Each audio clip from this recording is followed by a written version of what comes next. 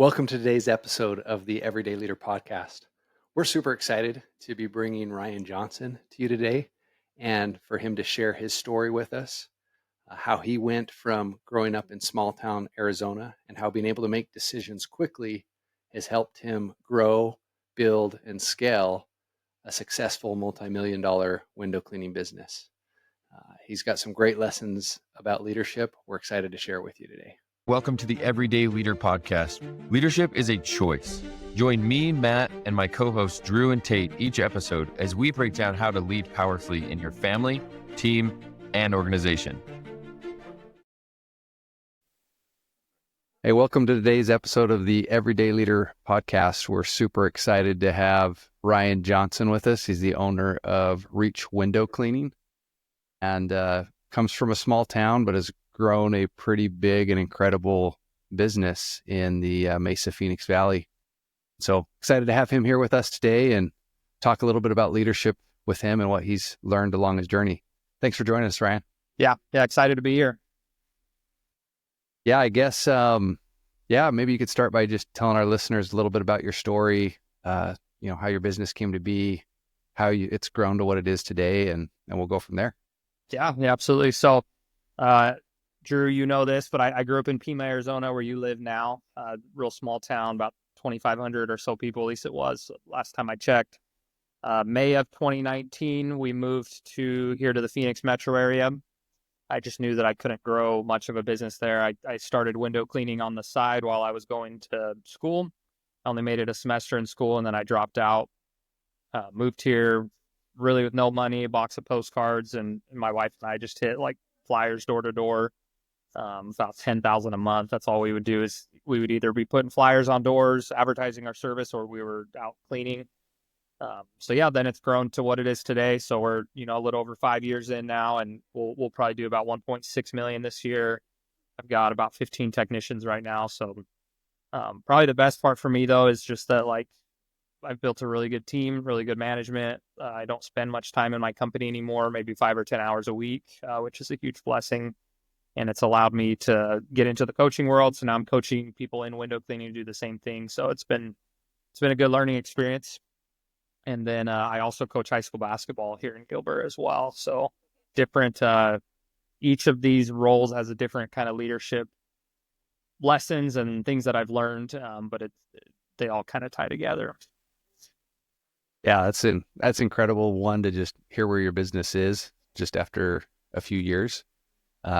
So it sounds like it's been a cakewalk the entire time. No, and it still is. I mean, even even last night. So we've got last week I had a technician quit. My office manager has been with me for a couple years, gave her 2 weeks notice. So yesterday she spent like the whole day training our new person.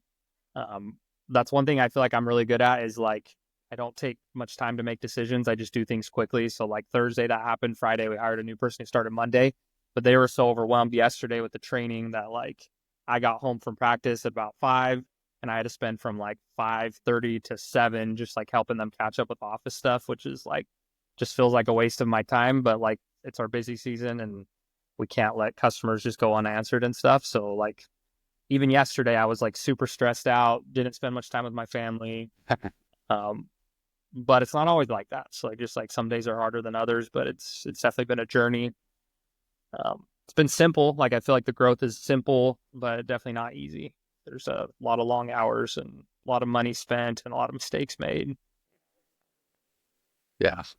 Well, one other thing I think that's pretty incredible too, Ryan, you shared on your social media, you took a pretty long trip recently and your business kept running by itself. Yeah. So we spent a month in Hawaii, which was pretty cool. That was stressful though too, because I'm not used to being around my kids all the time, and we've got a newborn, a 2-year-old, and a 4-year-old.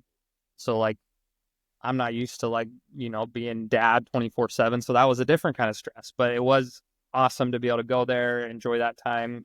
Came home with more money in my bank account than when I left, and really everything ran pretty smoothly. So it's a blessing.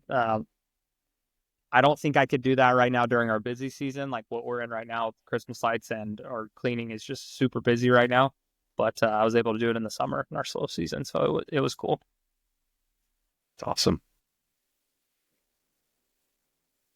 So with the Christmas light stuff, you know, how many customers on average this season do you get? I mean, how many houses are you? Yeah, so last year was year 3 of doing lights. I wish we would have done it from the beginning, because with lights, how it works is we own all the material. It's all commercial grade, cut to fit to houses. And so after you pay for the material, we're charging the same amount. So it's very profitable after year 1. So I wish we would have started earlier. But last year was year 3. We did $560K in revenue in lights, and that was about 480 jobs. It's about a $1,200 average ticket. Right now, like as of today, we're like right there. We'll probably sell another 100K over the next 4 weeks before our season ends. At least hopefully we will.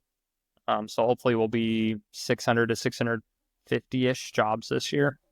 So it's a lot of moving parts, like coordinating like the installs and the takedowns and the organization of the lights. And like I'm sitting in my office. The office right next to us is our warehouse, and we have like 500 of those Home Depot totes that are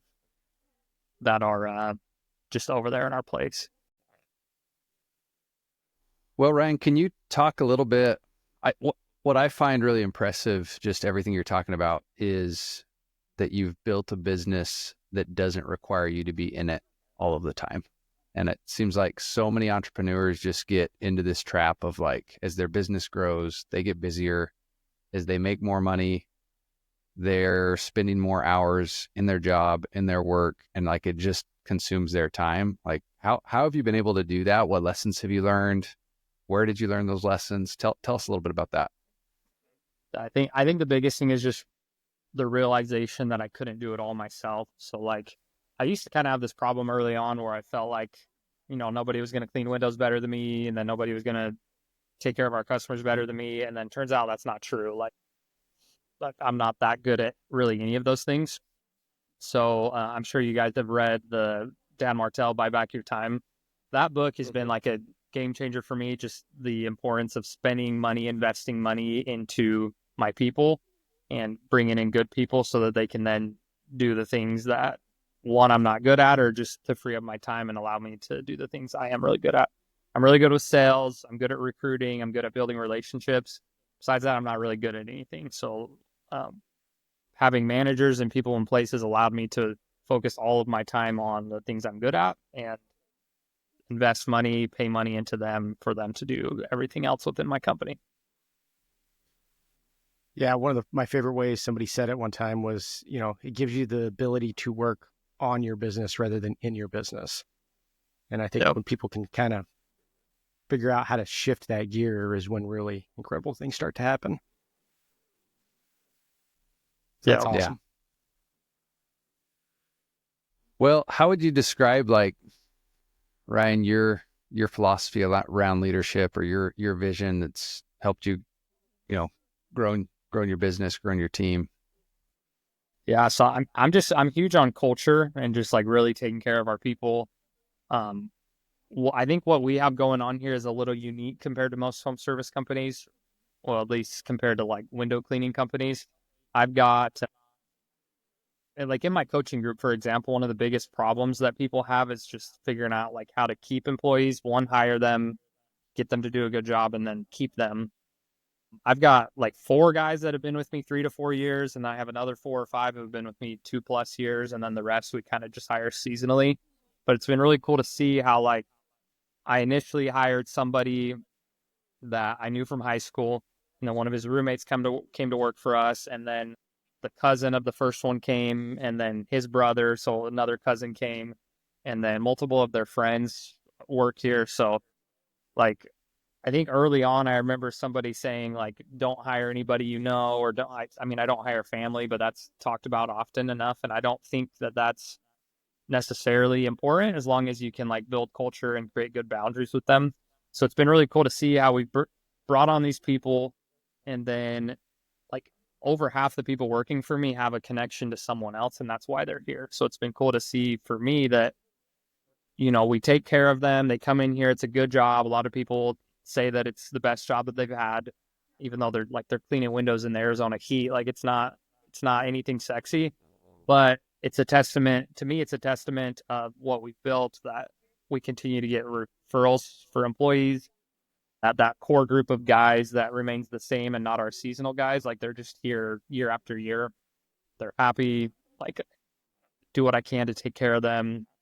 I invest in them, like in trainings and making them better people, and just try to be a good example to them of like being fit and being in shape, and try to help them reach their goals. So like one thing we do that's unique, at least maybe not unique, but unique to most people, like in the window cleaning space, is like very low level business owners and just like or just newer business owners that don't really know what they're doing yet. So one thing we do is that we do quarterly like goal setting strategies with all of our technicians. So I'll bring them in, like talk to them about where they want to get in life, like what their goals are over the next 5 years. And then I do everything I can to help them get there. Like, to me, I don't want these guys to all be here in 10 years. Like, cause it's like, there's only so far that they can go within my company, but I want them to become better people, become better in sales, become better communicators, and eventually move on to something better. And that's what I'm trying to help them do. That's amazing, Ryan. I mean, there's so many good things to unpack there. One, it sounds like culture just isn't the break room and some snacks for you guys, and two, like, I don't know, that could you talk a little more about that? Like, so many business owners are scared to lose employees. So like, I love that you're one helping them create a vision of like what their future could be, both within your company and then also life after. And it seems like most business owners like are terrified about like even having that conversation of when employees are going to leave, what life's like after they leave. Yeah, share some more about that. That's amazing.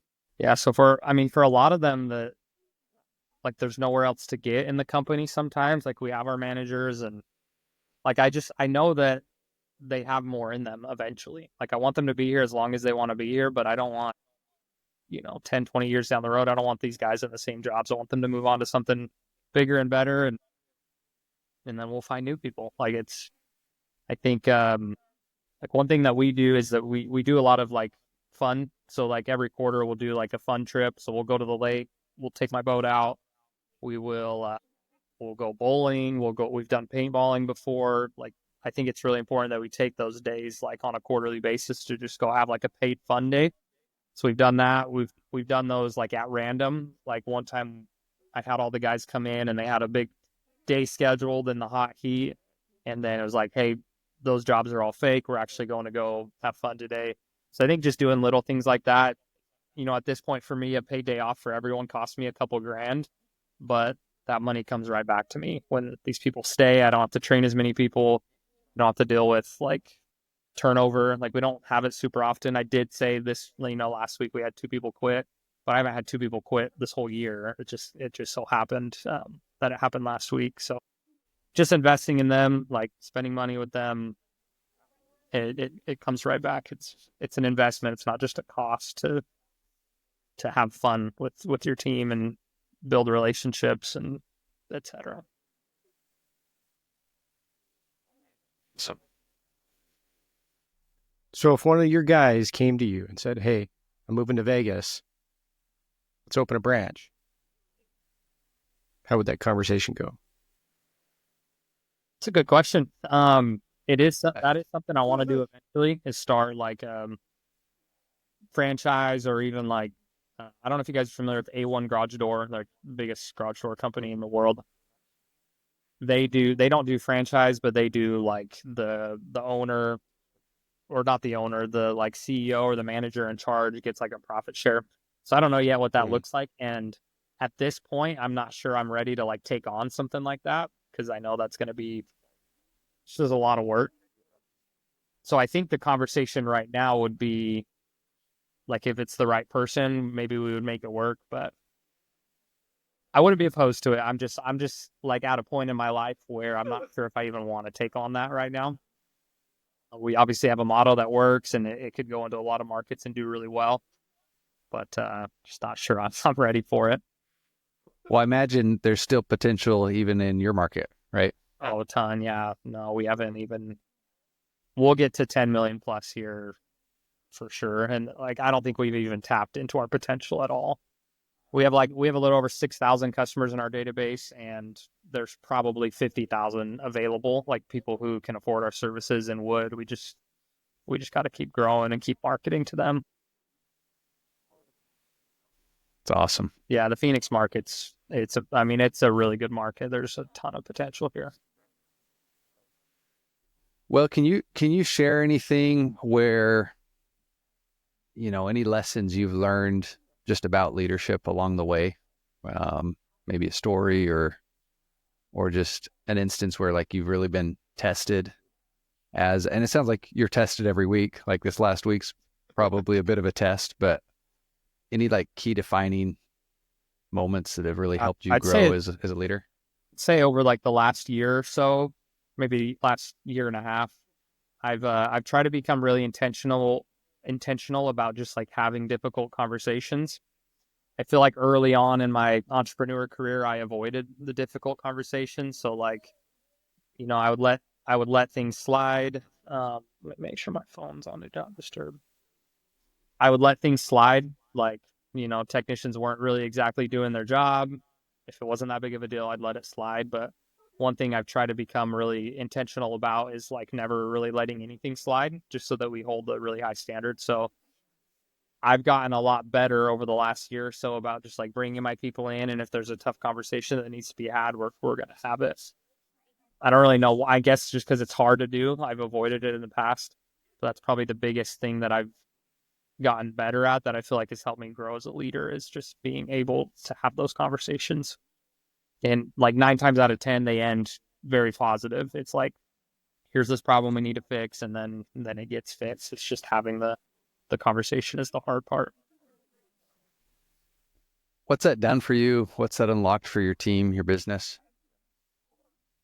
I think it's just helped them have a higher standard. Like I don't want to be seen as this leader that like, hey, every time you mess up, you're going to get in trouble. But if there's things that don't align with our goals and what we believe in here as a company, it needs to be resolved. So I think it's just allowed us to have very few issues overall. Like, it's not very often I have to get involved. And even if I do have to get involved, my people understand the vision and what we're building as a company. So things typically are easily resolved and fixed. Awesome. So one of the things we try to encourage a lot of people to do is just getting everybody to accept that in some way, form, fashion, they are a leader. And so, working with your team, guys that arguably they're washing windows. I mean, like you said, that's not the most glamorous job in the world, but how do you help encourage them to see themselves as leaders and maybe prepare themselves for those next stages of life? That's a good question. So first of all, for my managers, just like teaching them how to be better communicators. As I become a better leader, I can teach them how to communicate better and be better leaders. So like our window cleaning technicians, for example, we do one-man crews. So they're not really like, they don't really have like a helper with them or anyone that they're leading, but it does allow them to take like full responsibility of, if they make mistakes, if they miss something, if they skip a window, the customer's not happy, like it's fully on them to take responsibility and go fix it. So I think allowing them to have that accountability has allowed them to grow as leaders as well and be able to like communicate with customers. And like a big thing lately for us is selling service agreements, and we've been teaching them how to do these things. And I feel like it's just helped them to grow just personally, just being able to communicate better and show the benefits of our service to the customer, and in turn make a commission for it. One thing you spoke to a few different times as we've been talking, Ryan, is it seems like there's a lot of alignment with whatever the company vision is. And that's, I'm sure, what's driven a lot of this. Like, what is that vision? What is that vision for the company? And then how are you getting that buy-in from everyone? So like I said, a lot of these guys have been with us since, we were 3 or 4 trucks. We've got 12 wrap trucks now. I talk openly about our goals. I probably should more than I do, but I do talk openly about like where I'm headed with the company. And I think the guys, they want to be a part of something that's great. And that's what we're building, is like, we're building a great company. It's going to be 40 trucks one day. So I think just for me, I am totally transparent with my guys.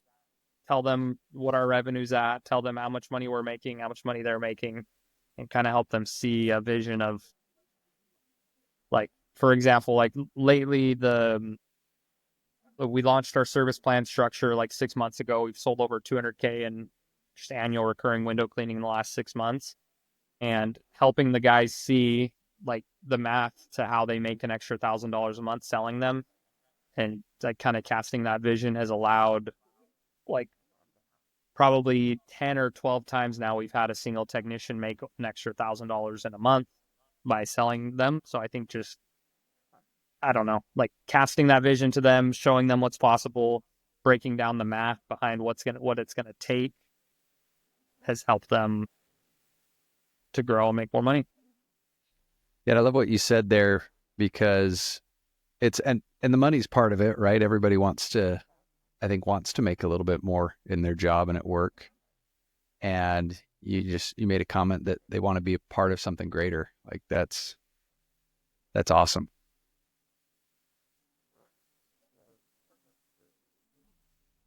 So for somebody that's, right out of high school wanting to make a splash as an entrepreneur, or, somebody maybe even a little older that's just been kind of dreaming, what words of encouragement would you give them towards stepping out and going for it? Yeah, so I'm not a huge believer in college.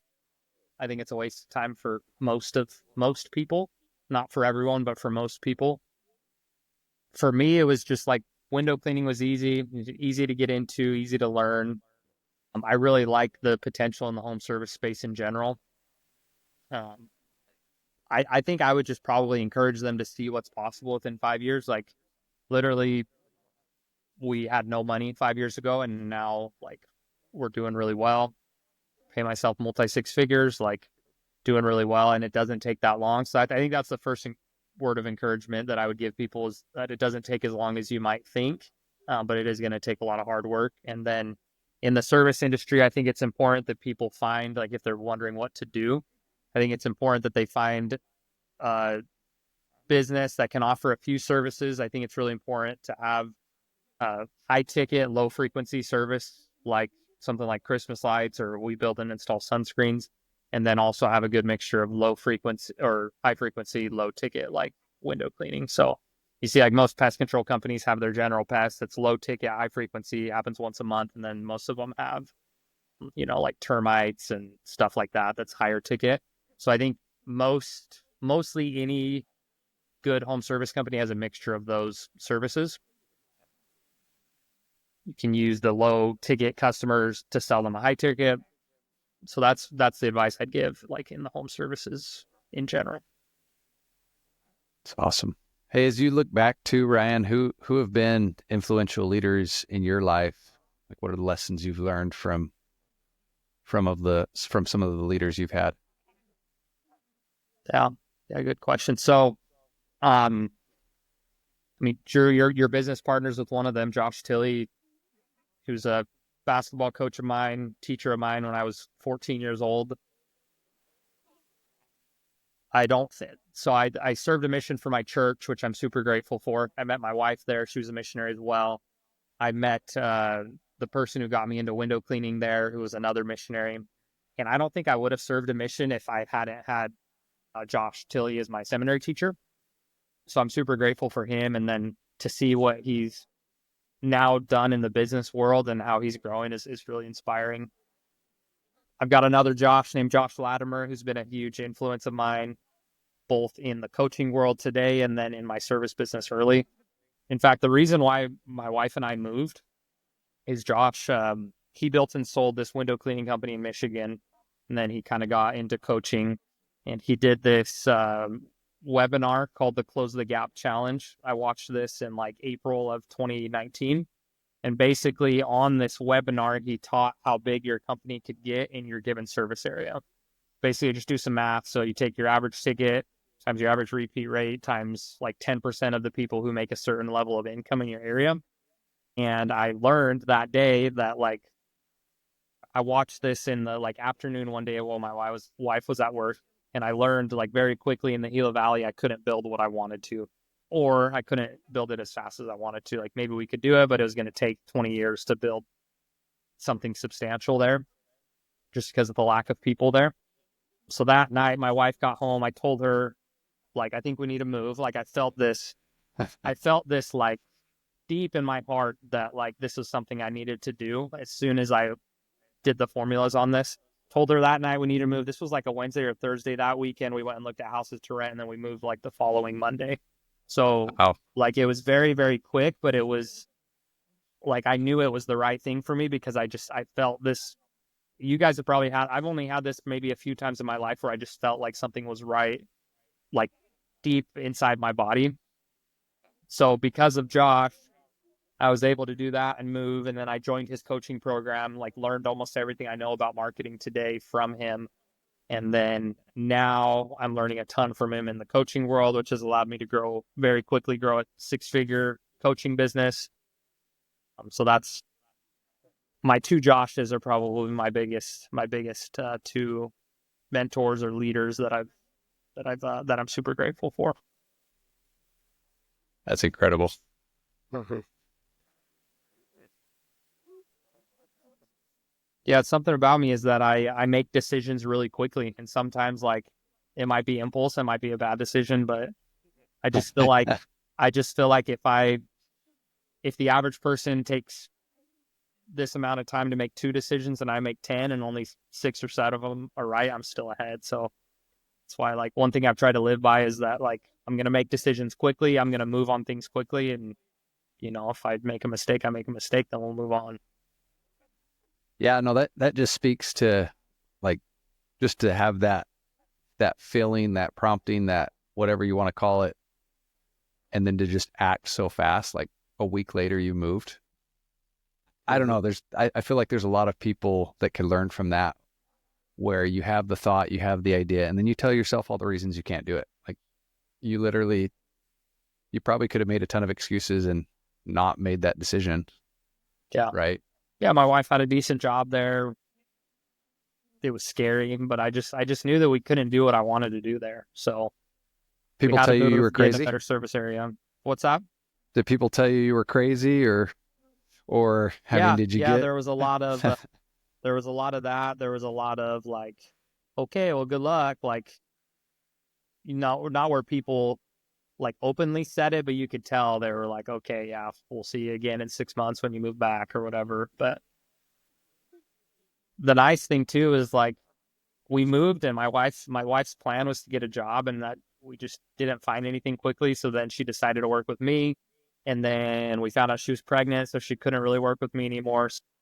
Like it was really hard in the moment, but it put me in this situation where I was like, we've got a baby on the way, no income from my wife. Like I have to make this work. And sometimes I don't know how we did make it work. Cause like looking back, I think our like 3rd month was July, and that's our slow season. We did like 2,000 in revenue, and that's what we were living on. And we didn't have any savings. Somehow we made $2,000 feed us, pay our rent and pay our gas and whatever, small business expenses we had. But looking back, like I'm super grateful for that time that kind of had like my back against the wall and there was no other option. Like I had to make it work, and I did. So like it worked out. It's awesome. It's awesome. So with everything you've been through, where you're going, how does Ryan want to be remembered as a leader? That's a great question. I want to be seen as like that I cared. Like I feel like all the times my employees come to me and they tell me that they've had so many bosses in the past that didn't care, just told them like go and do this, like didn't really talk to them, didn't really have a relationship with them. I want to be seen as somebody to my people who cared, took care of them, went out of my way to help them when needed, but also allowed them to make their own decisions and grow and become better themselves, but was there for them. It's awesome. What and you kind of spoke to this a little bit already, but what advice would you give to someone who's a new leader, whether maybe they are the new business owner, whether it's in the service industry or something else, but just around leadership? Like what advice would you give somebody who's new to being a leader, maybe a little Or bit just overwhelmed accepting by that that? they are a leader, Yeah. even within their home, maybe new married couple. Yeah. I think for me, the biggest aspect of leadership that I've had to grow is my ability to communicate.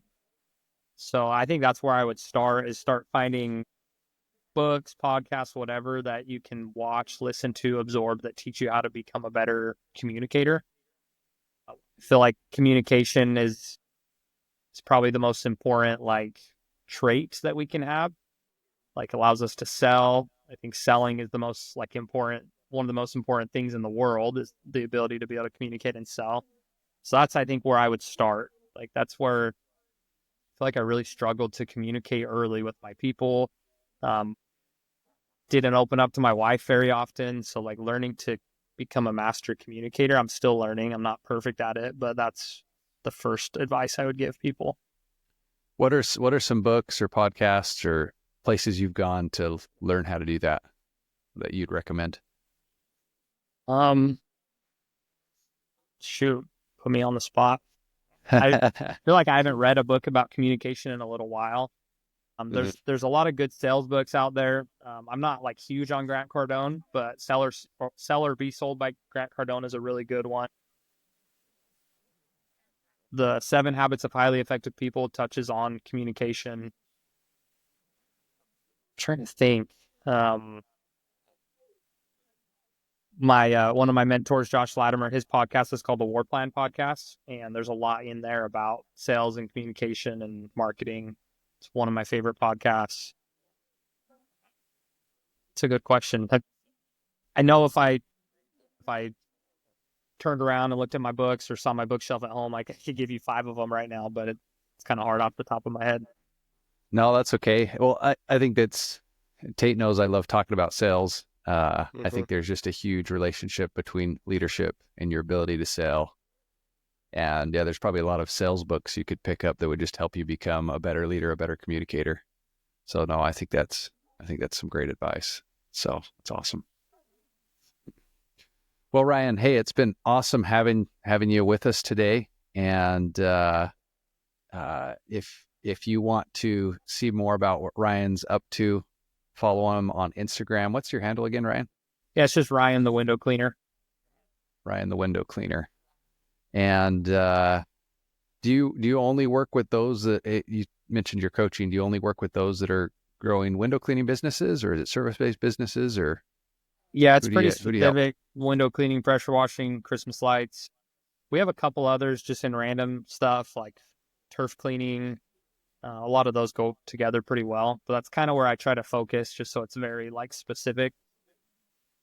Although the things I teach are the things I've learned that, could be applied to a lot of service businesses. Yeah, it's awesome. Well, no, we appreciate you joining us today. And to our listener, I think there's a lot of great things Ryan touched on: having a good vision, a great culture, taking action quickly.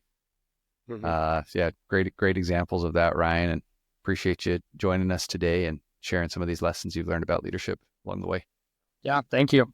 Appreciate you guys. Yeah, thanks so much, Ryan. Loved it. Thanks for joining us on the Everyday Leader podcast. If you're ready to take your leadership journey even further, subscribe to our weekly newsletter for more insights and practical tips.